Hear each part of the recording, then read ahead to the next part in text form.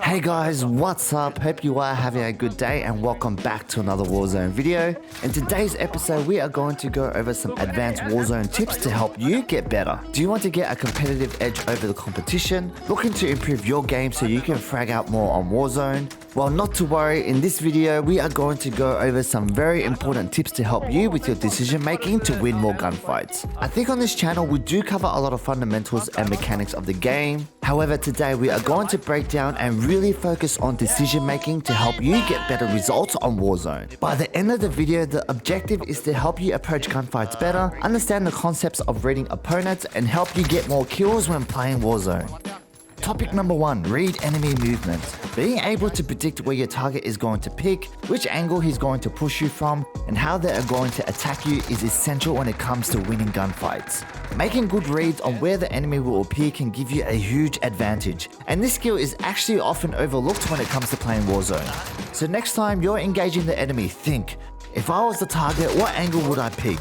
How would I push? What rotation would I make? Then you can adjust accordingly and set up your attack from there. It really does come with experience over time, being in multiple gunfights. However, if you make a conscious effort to read enemy plays, it does make a huge difference. It's not always about brute force. Try to make good reads and adjust accordingly to take out targets. I'm going to break down a couple of simple scenarios where I make some reads just to make my gunfights a little bit easier. I hope this does help you out. In this scenario, I peek around the corner and I spot an enemy to the left. I manage to get a couple shots in, but the target gets away. At this point, I can go upstairs, play it safe and take high ground, or peek the other side of the building. I make a read and predict the enemy is going to swing around, so peeking on the other side of the building seems like a good idea. Knowing that, I swing around the corner, I pre-aim and the enemy appears and I manage to get the kill. Guys, that was a very simple example, however, it does demonstrate if you can read plays, it can be a huge advantage during gunfights. In this scenario, me and my squad are fighting a team, however, we get ambushed from behind.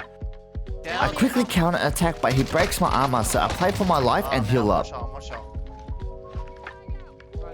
I'm taking the guy behind. This is where it gets interesting. In my head right now, I'm going to barge through this door and smash this guy. However, the more sensible side of me is thinking, this guy is probably going to rotate in due to the circle. He may be pre-aiming this door or he's going to push this way. And then I hear his footsteps outside, so I make a read that he's going to push, so I pretty much just sit in the corner for a bit. The target barges in, slide cancels through the door, and he's looking the other way, so it worked out pretty well.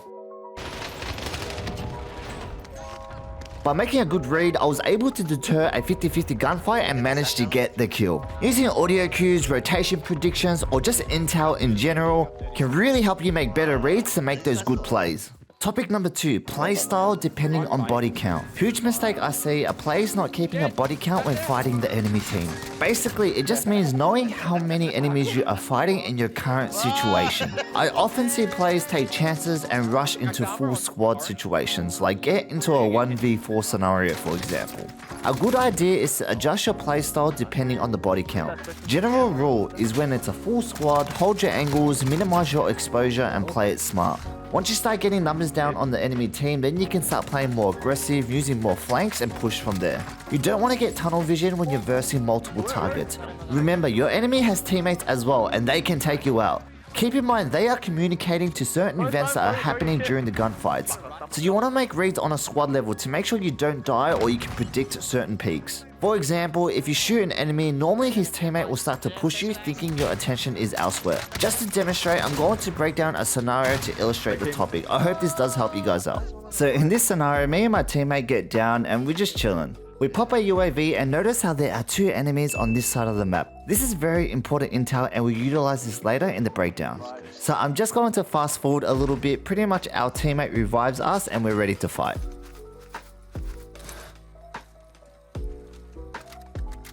I jump the fence and I spot the enemy, but I end up missing my shots.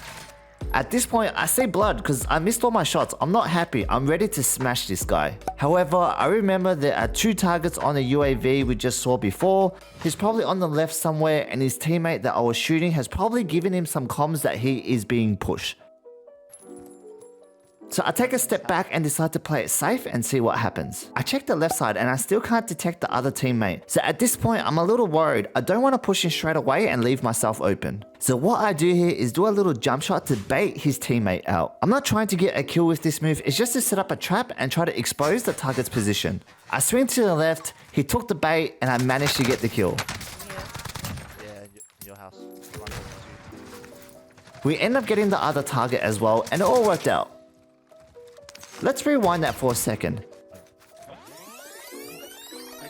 Imagine if I didn't play it smart. Imagine if I didn't care about the body count and I just pushed this door because I was upset because I missed these shots. Target number 1 would be pre-aiming this door and target number 2 would also have a good angle on me. As you can see, sometimes it's smart to adjust your playstyle depending on the body count. Set up traps to expose enemy positions. I noticed when versing a squad, when you shoot one target, his teammates will always push. They'll always think it's safe because they think you have tunnel vision. Remember to keep this in mind. Really quickly, I just want to say thank you guys for all the support and for checking out the videos. I do hope these are helping. On a side note, I just want to give a shout out to my new squad mate, nKongo, who recently started streaming on Twitch. He's got like a 4KD, which makes him one of the elite on Warzone, and he's been helping me out with my game. So if you guys could do me a small favor, go check him out on Twitch. That would be much appreciated. Also, if you have any questions about Warzone, I'm sure he's happy to help. I'll leave a link to his Twitch below.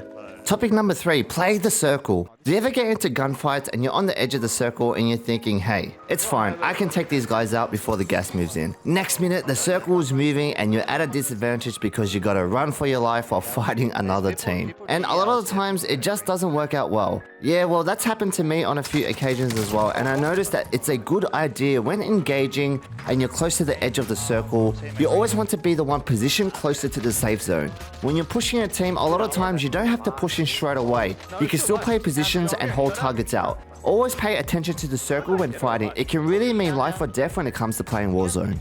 So I'm just going to break down a scenario where we get into a gunfight and I try to use the circle to my advantage. So we are currently pushing a team in Superstore. This is a sweaty team, and as you can see, the circle is about to move in. So I decide to loop around and try to get a better position and hold the targets out, instead of just facing them head on. At this point, I am worried they are going to rotate further away, and I won't be able to reach them. This is the risk of using this strat of holding targets out. If they rotate out of your range, there's not much you can do. You just need to make rotation reads and position accordingly. Notice how a small rotation can make a big difference. Now I'm able to hold the enemy out and I don't have to worry about running from the circle. So at this point, I'm just trying to back up my team as much as possible.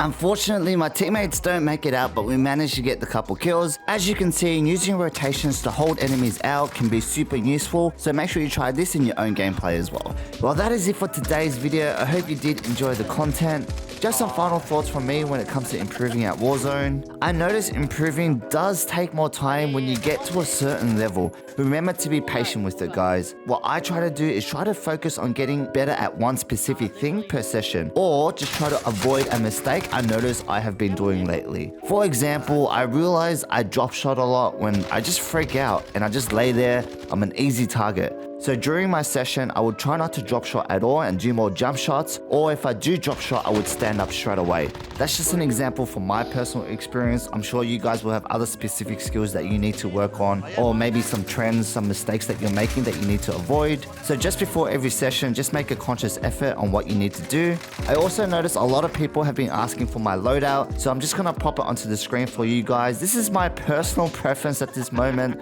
I normally go with the AMAX and the AK for my secondary. For me, I do the best with this loader at the moment with my playstyle. The meta is pretty open, so if you do have any suggestions, make sure to comment below. Well, that is it from me. As always, I wish you guys all the best and good luck on the Warzone.